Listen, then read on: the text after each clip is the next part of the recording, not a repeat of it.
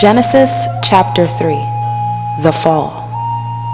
Now the serpent was more crafty than any other beast of the field that the Lord God had made. He said to the woman, "Did God actually say you shall not eat of any tree in the garden?" And the woman said to the serpent, "We may eat of the fruit of the trees in the garden.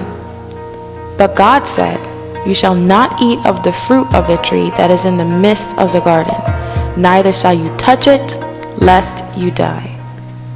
But the serpent said to the woman, "You will not surely die. For God knows that when you eat of it, your eyes will be opened, and you will be like God, knowing good and evil." So when the woman saw that the tree was good for food, and that it was a delight to the eyes, and that the tree was to be desired to make one wise, she took of its fruit and ate. And she also gave some to her husband who was with her, and he ate. Then the eyes of both were opened, and they knew that they were naked. And they sewed fig leaves together and made themselves loincloths. And they heard the sound of the Lord God walking in the garden in the cool of the day. And the man and his wife hid themselves from the presence of the Lord God among the trees of the garden. But the Lord God called to the man and said to him, "Where are you?"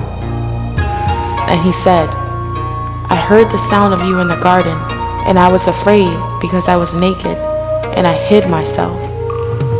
He said, "Who told you that you were naked? Have you eaten of the tree which I commanded you not to eat?"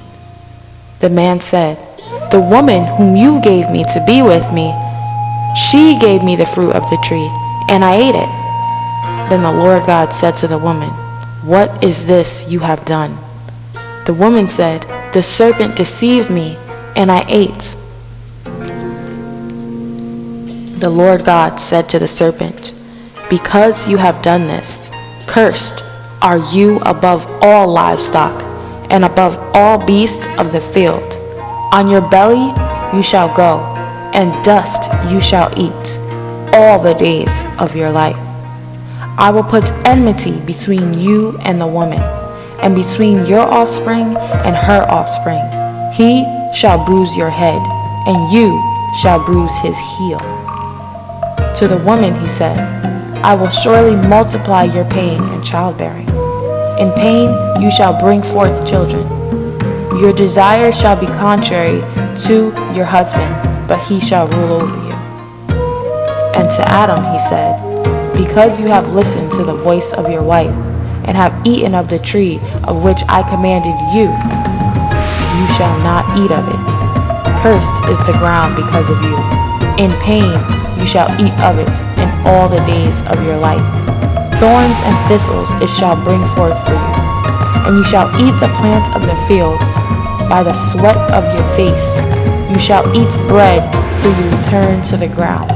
For out of it you were taken, for you are dust, and dust you shall return." The man called his wife's name Eve, because she was the mother of all living. And the Lord God made for Adam and for his wife garments of skins and clothed them.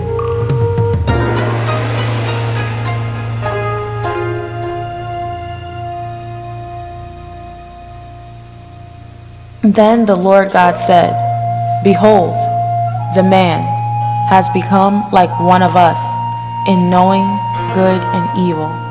Now lest he reach out his hand and take also of the tree of life and eat and live forever." Therefore the Lord God sent him out of the Garden of Eden to work from the ground from which he was taken. He drove out the man, and at the east of the Garden of Eden he placed a cherubim and a flaming sword that turned every way to guard the way to the tree of life.